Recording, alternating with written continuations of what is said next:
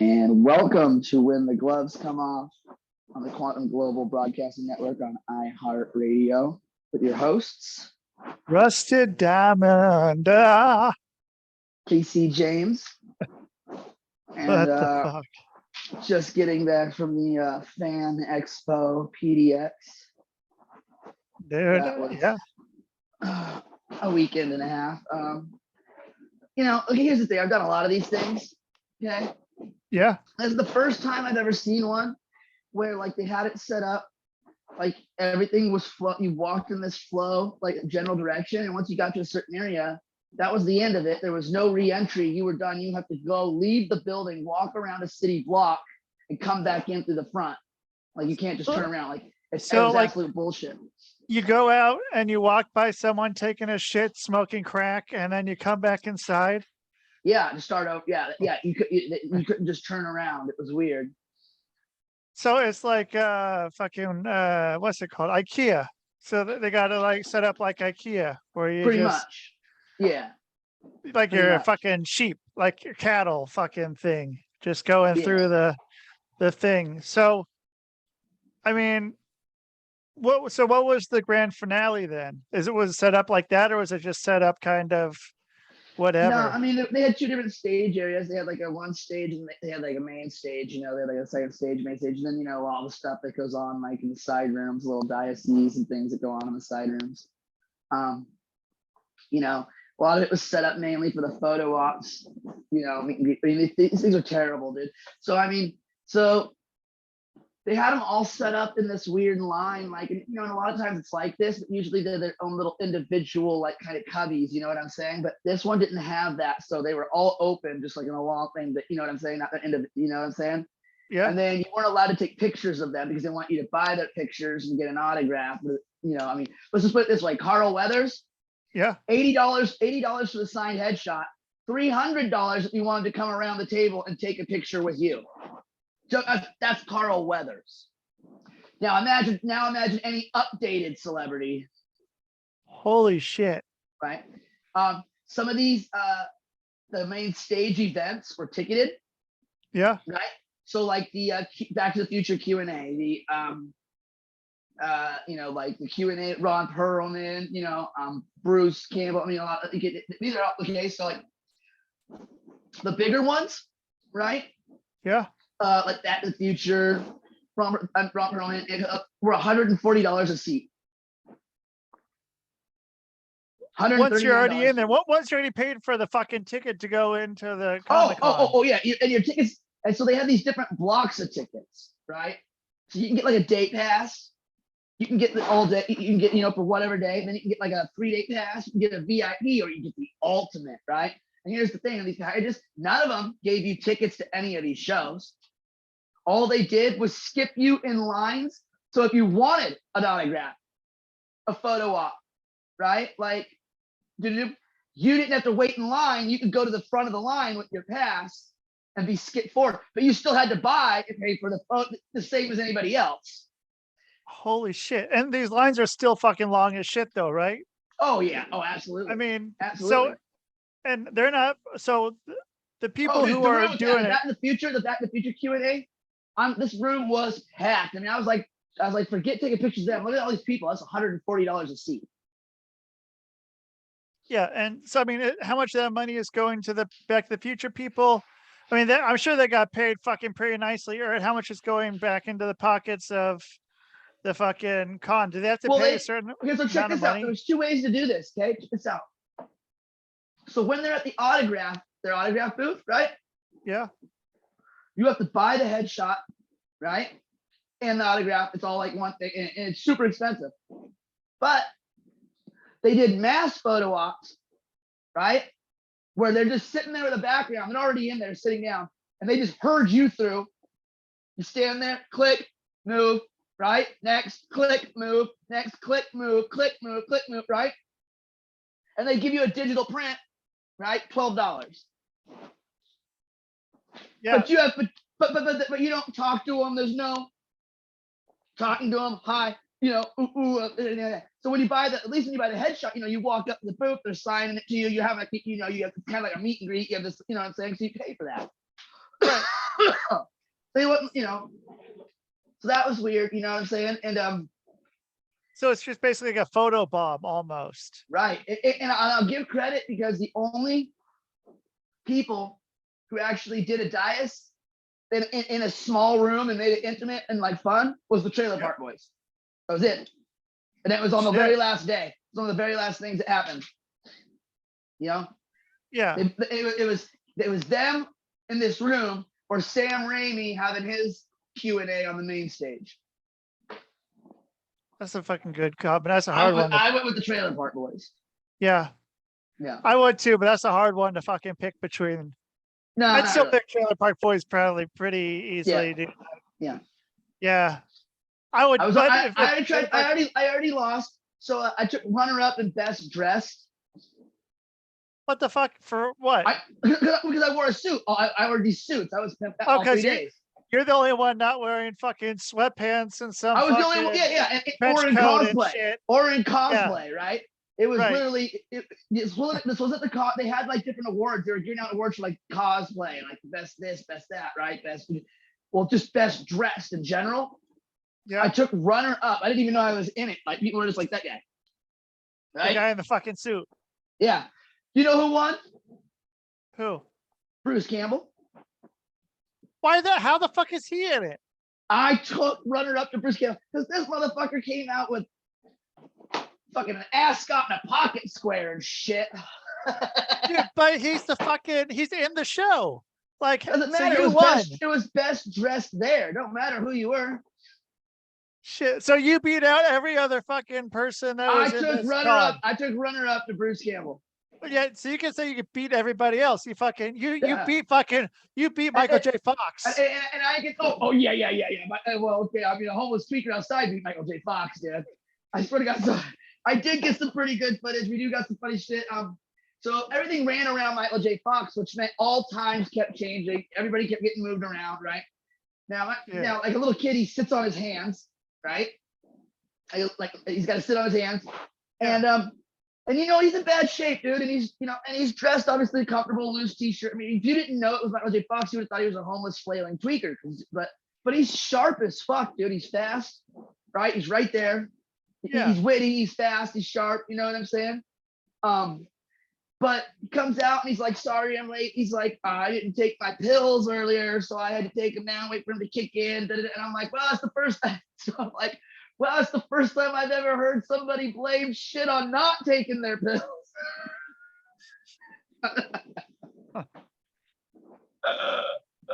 I gotta laugh. I bet. I got to stand. So just during the Q&A with Ron Perlman, I got a standing ovation for my question. The only standing ovation, right? You were asking about Police Academy mission in Moscow. No. What I did is I asked him what his takeaway, and what what was it like, and what was your takeaway working with Linda Hamilton for 4 years during the 3 seasons of Beauty and the Beast? Wait, what the fuck is that? Ron Perlman's very first gig, he played the Beast for 3 seasons on the CBS Sarah show. Connor? Beauty. With Sarah Connor, with Linda Hamilton. She played the Beauty. How was she a beauty? I can see him being the Beast, but Linda Hamilton was hot as fuck, dude. And that's all he's doing. He goes, man, that was my big break into acting. He goes, it was my first thing. It was network, it was CBS, it was prime time, 8 to 9 p.m. Right? Holy shit. How do you do 4 fucking seasons of Beauty and the Beast? It was 4 years, 3 seasons. Okay, how do you do 3 seasons? How many stories are there? It was Beauty and the Beast. And wow. He was the Beast, and he's just like, fuck, he's like, and everybody stood up, and I got to, because every question for Ron Perlman, right? Yeah. Sons of Anarchy, Hellboy. Very rarely do they venture off. I think the only other question that ventured off of that, somebody asked, have you ever seen this show, like some sort of comedy show, like comedy cartoon, Adult Time or something? And do you know the creators of it, and why are they picking on you so bad? Like why are they making fun of you so bad? And he just goes, never heard of it, never seen it. He goes, but I can answer your question. He goes, because when you're in the low ranks, the only way to move up is you got to go after the king. I'm the king. Like, that's fucking good. But no, let me tell you what gets better. So I'm going up to get my question, right? Before I do, because he's cussing up a storm. Like, he's like, fuck this, fuck that, right? Yeah. He looks down in the front row. There's this little kid. And he goes, how old's your little girl? To the parents. And they go, 13. 13? But it's a boy. But it's a boy. Well, fuck, he's got a mask on. I can't tell. He goes, now listen, son. He goes, you're 13. He goes, you're going to hear some words today. You might as well, you're going to learn them. You're going to learn them somewhere. Who better than from Uncle Ron? And if anybody has a fucking problem with why I'm saying whatever the fuck I'm saying, I don't know why they fucking invited me to this shit in the first place. Right? And so cool. I get up there and I'm like, so I get this question right out, and everybody's like, people are standing up clapping, like they're like, best question, like best is the best question of the whole fucking goddamn Comic-Con, right? Like really, like finally a fucking, and he's like, even Ron's like, oh, that's a good question. He's like, well, it was my big break. He goes, it was the hardest job I ever had. He goes, I walked around that set with a full-on hard on. You know how fucking hard it was to work with Linda Hamilton? She is fucking hot. He goes, hot the whole time. I'm distracted. I can't remember my lines. I got her standing next to me going, can she feel this? Fucking hot. It was the hardest thing I ever had to fucking do. He was like, and I did that for 4 years. He goes, that was my big break in the acting. And the whole time I'm trying to think is, oh my God, it's fucking Linda Hamilton. He was like, she was just so fucking hot. That's all he kept saying, dude. That's all he could say is how hot she was. And I was like, yeah, I go, plus that latex mask, right? And he goes, that fucking too. He goes, I can barely fucking breathe and she's fucking hot. So, I mean, yeah, he has to get all those questions. Those other questions, like, he knows every question. He knows every answer to every question. Right, until he gets one, like, until he gets, like, until he gets one from me that's just left field, right? And it's the very, and it just, I had no idea it was the very first thing he ever did. I mean, it's not, I guess 1987 is the first time anybody sees Ron Perlman. I wouldn't have guessed he was around then. Yeah, right? First thing I remember. He's 72 now. How old was he? He had to be like in his 30s, 40s almost when he first started. Like he didn't start acting and get his break until he was like 40. Yeah. Yeah. But he probably still looked like old as fuck then. I mean, no, absolutely not. Absolutely not. I met this guy, I shook hands with him. This guy is 72 years old and he looks like maybe he's 50, 56. He looks incredible. He looks absolutely incredible for his age. I mean, I would never guess he's 72. You would never guess he was 72 at all. No, I would think maybe like 55. And he kept bringing up, I thought it was cool. He kept giving reference to Dark Horse comics, which I thought was awesome because, I grew up in Milwaukee. Milwaukee. You know what I'm saying? So that's, I believe me, I have history with that place. Won't go into too much of that on air. Yeah, right outside the fucking Milwaukee Transit Center right there for anyone. Oh boy. Local so I can tell you, so, those statues that are in the glass, they always had like Alien and Predator in there. It used to be Alien and Predator. They changed it, then they put the mask, the Jim Carrey the mask one in there, but they had Alien and Predator to begin with. They look big and heavy. They're made out of styrofoam. They're very light, to be honest. Don't ask how I know these things. Okay?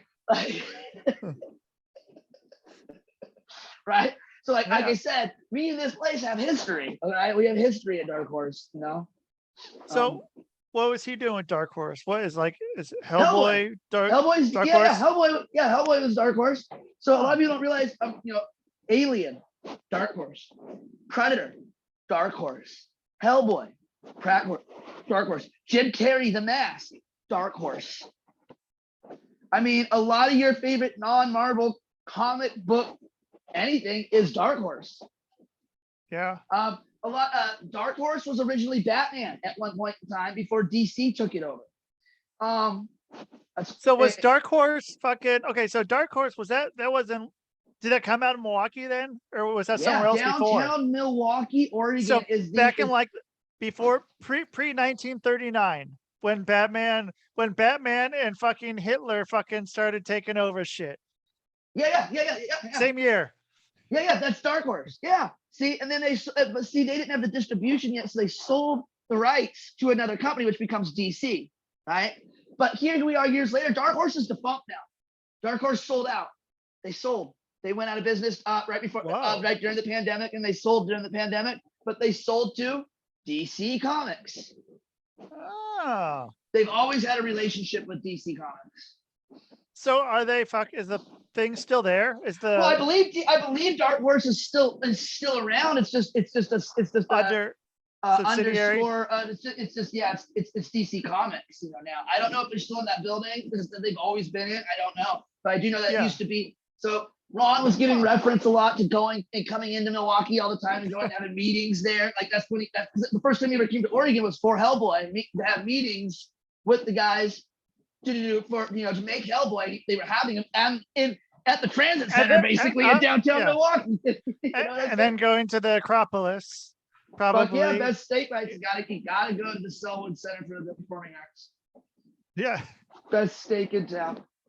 I did. Dude, it's fucking crazy, man. I didn't leave town until I hit the Acrop window. I got my steak rights in Euro to go. Yeah. Okay. Yeah. To go for after you had a few steaks there. No, just going back. Dude, the funniest thing, I couldn't even take a picture. The light was so bright, my camera wouldn't allow me to take a picture of it. So next door to the Acrop is this giant brand new sports bar, but it's a vegan sports bar. So wait, it's not Casa Diablo 2 anymore? No, it's a vegan sports bar. So it was vegan before, so now it's a vegan sports bar instead of a vegan titty bar. It's a vegan sports bar. Well, I mean, here's the thing. I had a problem with a vegan strip club at one point because that just sounded ridiculous. But then I thought about it. I was like, a strip club with no meat. I mean, the business model seems sound, right? Right. Right.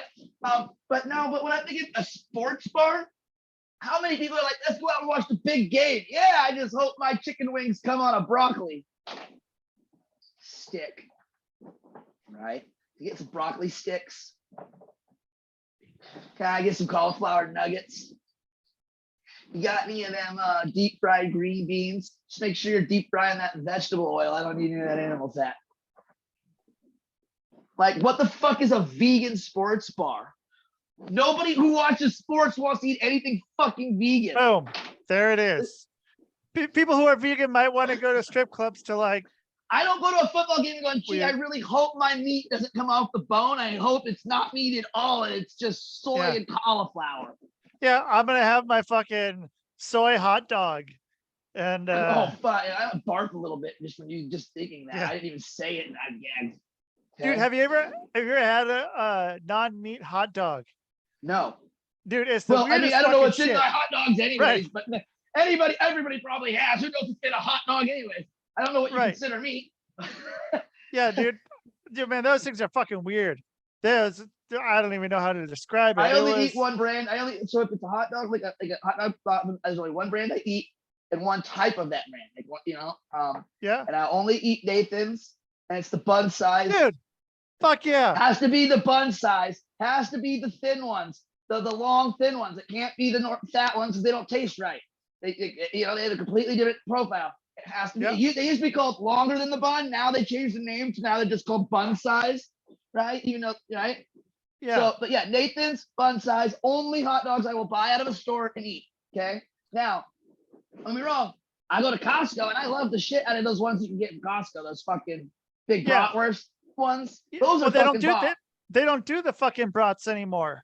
What Costco do you go to? No, they used to have like the fucking like the Polish sausage is what they called it. They had the Polish dog or the fucking regular dog. And they got rid of the Polish dog, so now it's just the regular dog. But it's still like fucking, that thick. Last time I was at Costco, we had the Polish dog. What, dude? No, they haven't had it for like 5 years. No, you're getting ripped off. You're getting ripped off at whatever Costco you're going to. I've been to Costco in like 4 different states, and I haven't seen them. Oregon has them. Oregon has them. Go to a Costco in Oregon. They got them. Shit, man. Yeah, I guess I haven't been to a Costco in Portland for like 5 years. Well, they know what their best seller is. They're not going to screw themselves. See, that's what I thought too. Like a lot of people would get like the fucking Polish dog because it was a lot better than the fucking regular dog. Regular dog's still good, but the Polish dog was definitely better. Take the Polish dog, take a bratwurst, you know what I'm saying? But remember, if I'm just walking into a grocery store and I have my hot dog, Nathan's bun size, only way to go. Yep. Dude, people try to put in the fucking Hebrew National. Those are all right. But they're nowhere near the fucking Nathans. Why do you think they had the fucking Nathans fucking chowing down on fucking because it's the only one you contest. Can eat that many of because it has because they taste good. You know, they have a weird, like, you have this weird kind of like flavor to them. You know what I'm saying? There's no way that they're fucking like made of Hebrew or they're all fucking got it because they taste like you're eating pork. Like it tastes like a fucking, it tastes like it's almost like got this weird bacony flavor to it. I will smash on them all day. You know what I'm saying? But only one type, one size. And it's the same ones they use in the hot dog eating contest as well. Yeah. You go ask Kobayashi. You go ask Joey Chestnut. Joey. Go ask Joey Chestnut. Go ask Joey Chestnut. Joey Chestnut's gonna say, I eat fucking Nathan's hot dogs all the fucking time, dude. Because I gotta fucking be ready every July 4th to fucking put down 70 fucking hot dogs. Nathan's, can you pay my rent like Joey's? Dude, we need a fucking Nathan sponsorship, dude. Hell yeah. I Nathan's.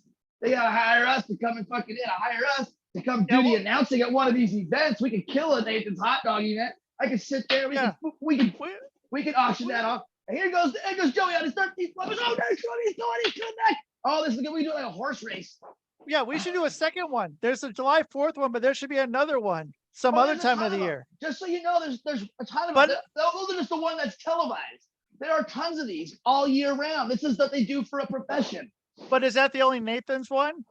They're all sponsored by Nathan's. No shit. Yeah, it's all the same characters. But okay, so they're eating like fucking weird shit like pie they're doing like state fairs. They're doing like state fairs and things like that. Like, you know what I'm saying? Yeah, dude. Well, we should fucking get in on it. There's that many, dude. Nathan's fucking hit us up, dog.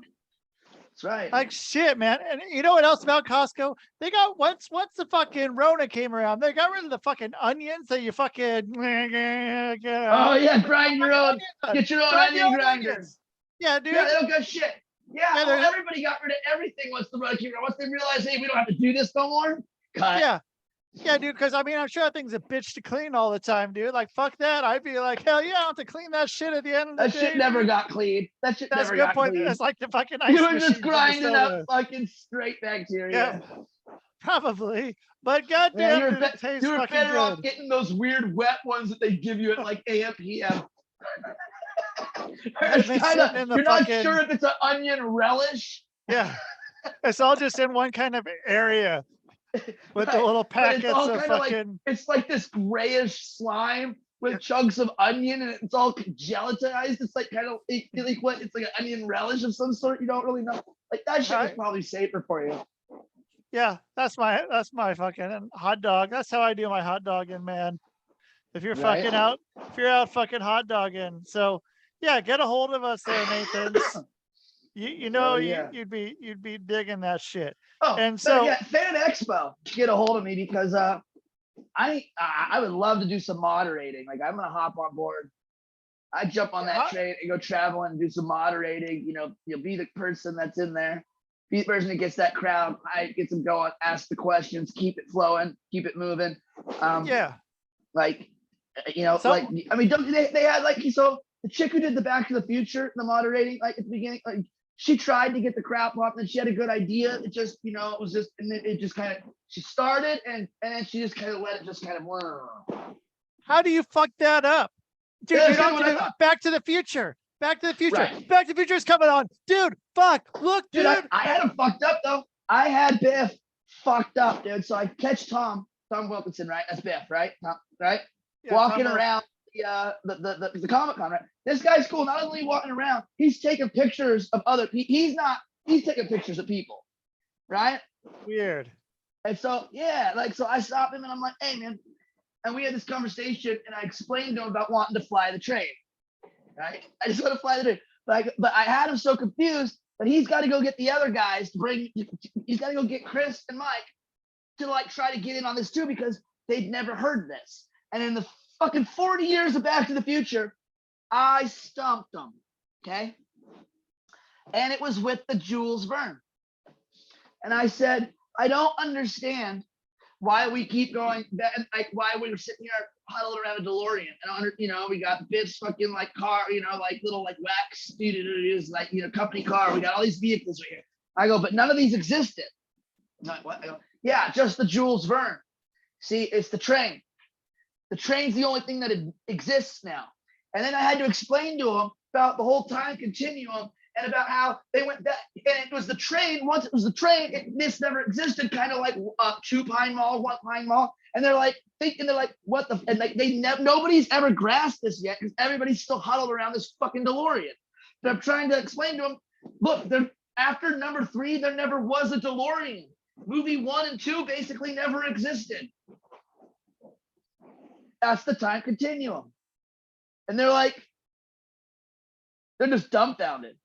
And I'm like, look, the only way for there still be, you would have to make another movie and explain a branch off of a timeline.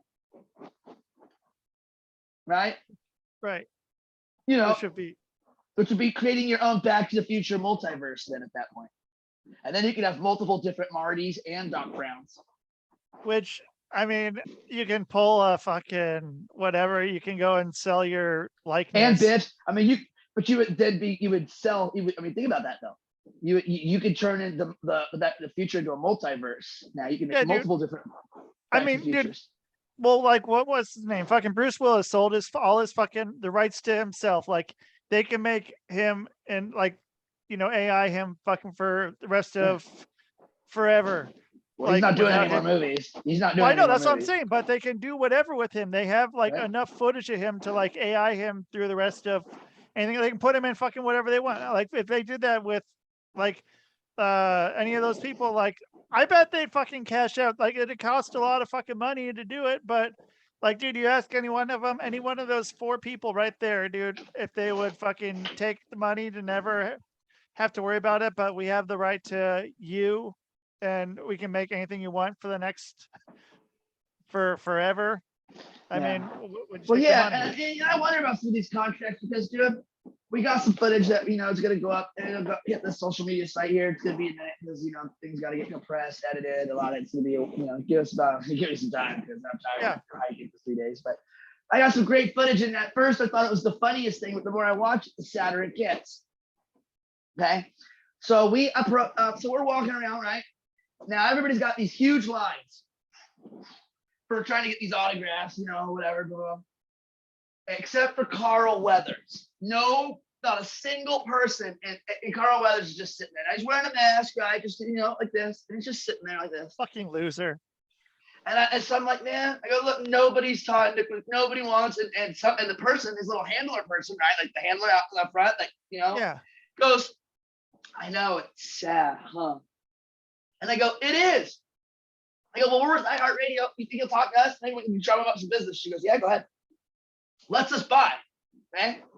Yeah. So we get up there, and I'm like, hey, Carl, I'm Casey James. I'm with iHeartRadio. You got a couple seconds? And he goes, and you can see, because he's got a mask on, you can see his eyes get wide, like this, and his posture go up, right? And you can see him out of nowhere, this chick comes flying from behind the table, a different lady, to where she bumps into Carl. It starts going, no interviews, no, it's just no interviews, you gotta go, chasing us off, right? And you can see Carl do this. Just his whole head, he just sinks, dude, and just goes back down and just puts his head down, and you can just see his whole body language. Like he was more disappointed he didn't get to talk to us than I was not getting to talk to him. It was, and at first I thought this is hilarious. But after I watched it over and over, I was just like, no, this is kind of sad, actually. Yeah, like, dude, what a cunt. You could have asked him about the fucking Sasquatch gang. Well, here's the thing. Just us being there, anything of us, seeing somebody film while you're being interviewed, right? To a bunch of people as they're walking by, would have drummed up curiosity. People might have gotten in your line and I want whatever's going on here, right? Right. You know what I'm saying? He knew that, and he was stoked. Right? But then before he could even say talk to us, she was already on it. And even the other lady was like, what the fuck, right? Yeah. Like, and so that was how that went. You know. So did you ever see the Sasquatch Gang? It came out in like 2000. It came out in like 2006, and it has what's this like? So it was filmed like all around Portland, Oregon City, Gladstone, fucking Westland, and it has So it's this Carl. So I'm gonna say Carl Weathers is in it. Does he live in Oregon? I bet you he does. If he was in that movie, there's a good chance, dude. Because yeah, dude, he plays like some because so these kids are trying to find Bigfoot is like the whole gimmick of the movie, and he plays like some guy on TV that like search like has some nature show or something. But like yeah, it's like him, Justin Long, the guy like one of the guys from Super Troopers who's like in the back of the cop car. Fuck, dude. Uncle Rico's in it. It's interesting. I only know about it because Uncle Rico? From Napoleon Dynamite, and then he was in like on Martin. He was the one of the DJs. No, I've never watched this. I walked in on it like. Where do you get this on VHS? Where do you get this on VHS? Right? Yeah, right.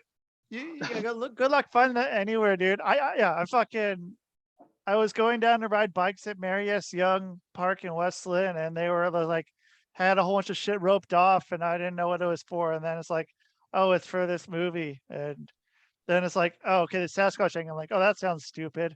Should have hung out. They would have let you on. Probably, dude. I probably could have got a fucking supporting role in that movie. But right? Walked right in, dude. Yeah, it was. But yeah, no, I know the way that Carl Weathers does a lot of Portland events. I assume he lives close by. Yeah, why not? It seems like a place where he would live. Yeah. Right?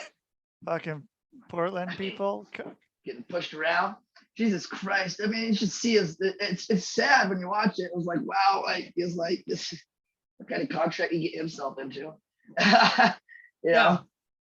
I mean, but other than that, everybody else was cool. It was just weird, you meet some overzealous, like security staff wants to tell you where you can and can't be, and it's like, you just tell them I do what I want, good luck, go away, do something about it, what are you gonna do? Yeah. Fuck away from me, Yeah, so the security people they're probably like local. Yeah, they weren't even security, really, like staff, like people with like staff. It's like convention center staff, like they ain't shit. But then by like Saturday, Sunday, they actually had PPD in there. Whoa. Damn. Like fuck the people out taking a shit. Yeah, but they were the ones enforcing you couldn't turn around. You have to walk around the fucking whole outside and go. Yeah. Whoa. Yeah, it was so weird. That was like back with the Rona shit. When the Rona started, you can only go walk through grocery stores and shit one way. Yeah. You remember that they had like the little arrows? I forgot all about that until just now. The little arrows on the ground. It kind of fitted that process. Yeah. Oh. I mean, yeah, because there's probably a lot of people there who are. Well, once you were inside, you could walk around and go around, the different, booths and whatnot any way you wanted to. But the general direction, the way it moved, you just kind of flowed you and it spit you out here. And if you walked past a certain point, you couldn't turn around. We had to find a way around that. Which I did. I found a way around everything and through everything. You know what I'm saying? So it's just like we found an elevator and we would hit this elevator instead of going like right here where the cutoff was. There was an elevator right here, so we'd go to the elevator, go up, and then walk back around through the top wing where it was all blocked off, and we just walked through there anyways. And there's nobody there. You know what I'm saying? And there was there was the VIP booth for the security. That's where they had all security at. We walked right in there. I walked right in there, started interviewing security staff. Right? Got any cool stories? But they had this giant window that looked out over the whole entire Comic-Con. Right? Wow. So I got up there and I'm like looking down, and I got the film people to go down below and shoot upwards of me up looking over the whole Comic-Con. It was pretty dope. I can see down your shirt. Yeah, right. I can see everything, right? You can see everything, the whole floor, man. It was cool talking with those guys too. It's like, wow, you can see who had It's long fun. lines. It was crazy, man. Seeing some people who had this long, like there was one night, this chick, this Asian chick, something red. I don't know, maybe she's on Kung Fu or something to show, television shows. I don't really know who she is. She had everybody in the con comes in this giant line to meet this chick, right? And there's the Trailer Park Boys, and they got nobody. Nobody. But it's cool though. I was sitting there talking to him, showing him my pictures. I got to talk to him, show him all my pictures, like how every 3 years I get pictures. So I had pictures from 2017 with Randy. I got pictures from 2020 with Randy. Now it's 2023. I'm getting pictures with these guys, right? And they're like, well, Randy, he's not here, but he's coming here shortly with his cheeseburger picnic tour. And I'm like, yep, I'll be there. Right? Because I will, I'll give him a ring up, right? And I'll get my 3-year photo up with Randy. Right? And when I was talking to their handlers, like their handlers were like, "Oh no, you're cool, man." They're like, as I showed them my pictures, they're like, "You're in." Like they already know you're in, right? Like they don't give a shit. And they're like, "No," and they were like talking to me how weird is it, Randy? Like, is it Randy and Sheldon? Aren't they the coolest? They're like, they're way cooler than these guys. They were telling me Randy and Sheldon were way cooler. And they're like, "Isn't it weird with Randy though?" And I was like, "Yes," because I don't know if I've ever told him this, but Randy's like multiple personality disorder, dude. It trips me out. Like, so when he's not Randy, right? When the actor who plays Randy it is the complete polar opposite of anything you've ever seen. Okay, doesn't smoke weed, doesn't drink. I mean, he might have a beer, you know what I'm saying, but doubtful. Real business, classy, just real, completely different fucking person. Okay. He'll walk into the bathroom to go change, which is just into the Randy outfit, which is like white pants and black shoes. You know what I'm saying? Like white pants, black shoes, black belt. That's it, right? Like no shirt, everything comes out. Yeah. He's Randy. He is a completely different person. He'll start drinking beer and alcohol. Smoking weed. I mean, it's a completely different human being. Like it's like that, and it's a fucking trip, dude. And like I'm sitting there talking about it, and even like I was there with Rob. You know, the guy who plays fucking, Ricky. Ricky. And he's like, "Isn't it fucking weird, dude?" I'm like, he's like, "It fucking weirds me." I'm like, it tripped me out too. Like when I seen it, I was like, "Am I the only one who saw this? Like this happened?" Like it was so, and he's like that all the way till he's back into his other clothes and comes back out. All of a sudden he's back. Like, wow. I'm going to show them like, does he ever just dress up as Randy at home for no reason to smoke pot? Like, I gotta get high and dress up as Randy real quick. Like, you know what I'm saying? Yeah. Sheldon just started busting. Take off his shirt. Like, I Sheldon dying laughing when I'm asking this. I'm asking these guys too. Like, I'm asking them the same question. They're dying laughing. They're like, "That's fucked up. That's fucking great." They're like, "That's fucking great." They're like, "We're gonna ask him." I'm like, "I asked him too. I already asked him. I got it on video. I'm showing them my interview with them, and they're dying laughing. Right? Fucking Ricky Van. Or not Ricky Randy, I mean. Yeah, so Bubbles was Bubbles the whole time. That was weird. He doesn't come out like he's cool. Yeah, he's not in character. Like he's sitting there like normal. But when he talks and he'll turn into like do the bubble thing. Yeah, dude, all them like they're all really good at like just being like, because all their shit's like improv that they do. Yeah. So I mean, it's just like they get into character. What would fucking Bubbles do? Ricky, he didn't talk. He didn't want to talk. He didn't really like to talk a lot to anybody. He never said anything. Maybe like even in their little thing that they did, he's just like, I don't know. Bubbles, he just kept handing it off to Bubbles and Julia. Not a bad fucking deal. Just sit there and be like, "Oh, okay, this is what we're doing. I'm getting paid just the same." Pretty much. Doesn't matter if he wants to answer questions or not. Like, shit, dude. It's pretty funny though. So we're sitting there and the guy's like, "Hey, you asked somebody to hook you up with some weed when you got here." And he's like, "Oh, I got taken care of." He's like, "I'm not gonna need weed for a long time." I'm like, "You're welcome." Right? And he's all pointing at me like, right? And they're like, "We need a place to go." And I'm all, "The Acropolis." Like, what is that? I was, "Well, I'm more of a beer guy." I'm like, "Well, they got 44 beers on tap." I mean, it seemed like it was scripted, but it wasn't. Like, it was how fast it was. You know what I'm saying? Like, yeah. Like, so I fit right in. You know what I'm saying?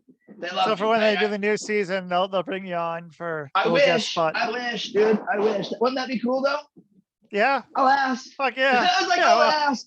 I yeah, got yeah, I'll contact. Dude, get a so I spot. met, so okay, so you met Bubbles, Julian, Ricky, and Craig. And Craig.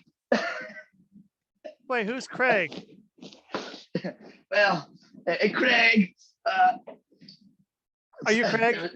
No, Craig was like their moderator. He was like their Oh, okay. guy. Like it's so just Craig. Just And, fucking going with them. Yeah, and then you know, like I said, I met there, you know, these other people. I don't know, it was a fun time, man. Like, you know, I had a good time. I mean, it was different than most because usually I get a lot more celeb time. You know what I'm saying? Or the celeb time I get isn't done in front of a room full of people that paid $140 for a seat. That was weird, you know. Yeah. But you know, like me and the guys sat there and figured it out that for just what we attended, right? And the different ones we went with, if we went and didn't spend a single dime on the floor, like if we didn't eat there, didn't purchase anything from there, right? But just our tickets, we were already $1,100. If you bought, let's say you bought your 3-day ultimate VIP thing, right? That was like a $300 set. Okay. Now let's say you're getting all of these things that are $140 a seat. You went to 2, right? That's another $300. You went to 4, it's another $6. You're $900 in for 4 of these. You hit the last day to go to 2 more, right? It's another 3, $1,200 in, and you didn't buy anything there yet. You didn't take a photo op yet. Now let's say you start taking some of these photo op. I mean, you spent $2,000 easy. That's per person. You know, you can buy a prostitute for less than $2,000. I'm just saying.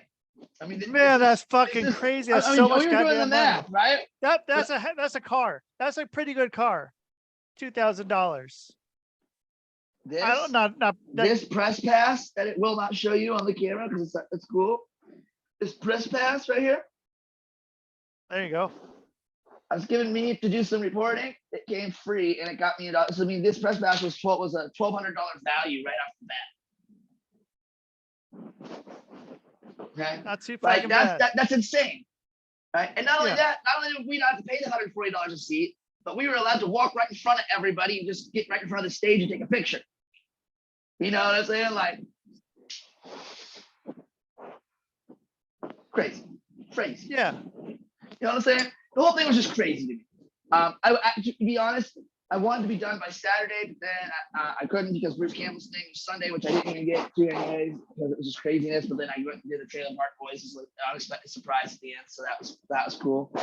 But I wanted to go, and then I was just going to give actually going to give my pass to some kid. I was going to say, here you go. You know what I'm saying? Knock him out. Go get him. You know. But I ended up having to stay the whole time, and it was just ridiculous. It was just ridiculously long for me. It was a lot of walking and hiking, and back and forth in the car. Nonetheless, was just a hike and forth back, like because it's blocks. That part blocks from away because that place just sucks, and I wasn't paying for the parking. So it was just crazy. Holy shit. It's a lot, dude. It was a lot. It was a lot to take in. No. So, yeah. Well, fuck, man. I think that's probably pretty good, man. That's an episode, right? You know, motherfucker had a llama. A llama had its own booth. Dude, okay, so is that Cesar, the no drama llama?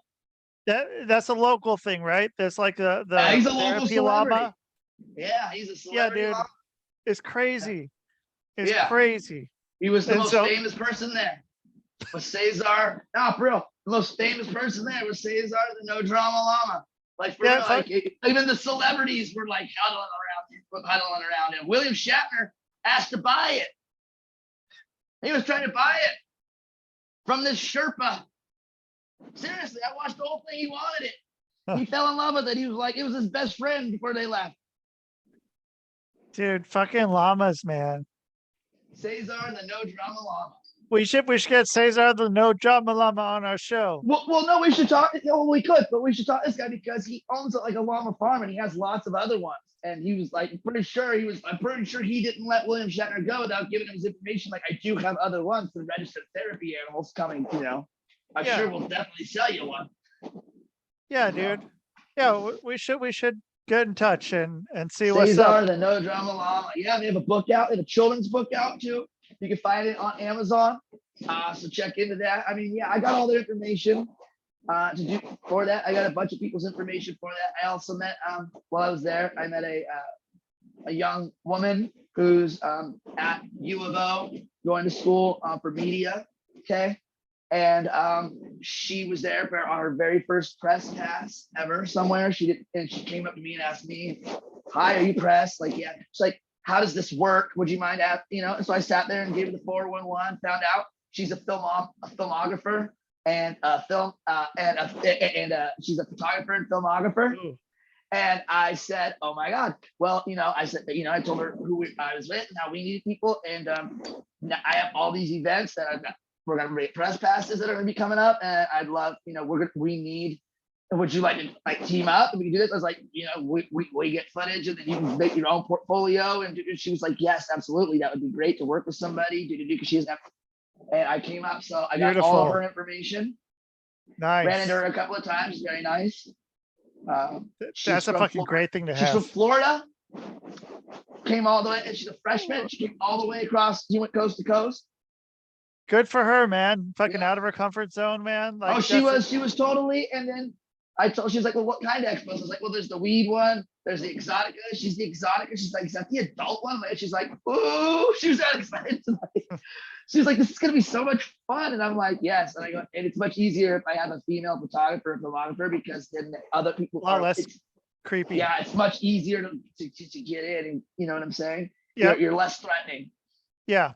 Absolutely. Yeah, that's a big fucking help right there. Like, oh yeah. And we needed one of those. And she's only 18. Like she's young. Oh yeah, she's young too. So that'll be like even better. Like just a lot less threatening. And then, because there could be like some chick who's like our age and like, hey.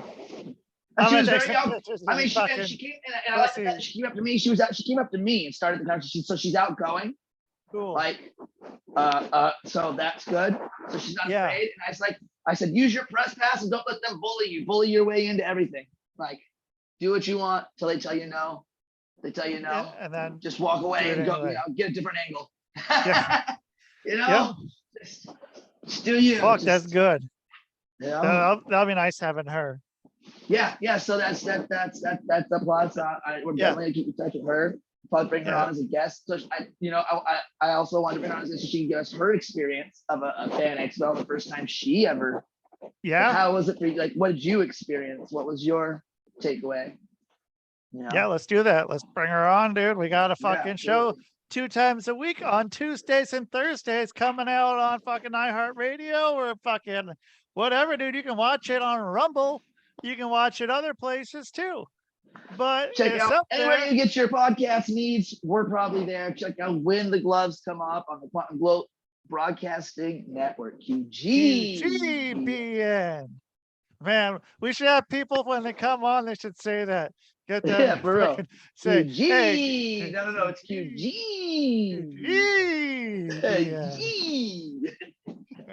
And that's the motherfucking gloves, and they're fucking coming off, and all that. Yeah, boo. Yeah. Okay. Shit.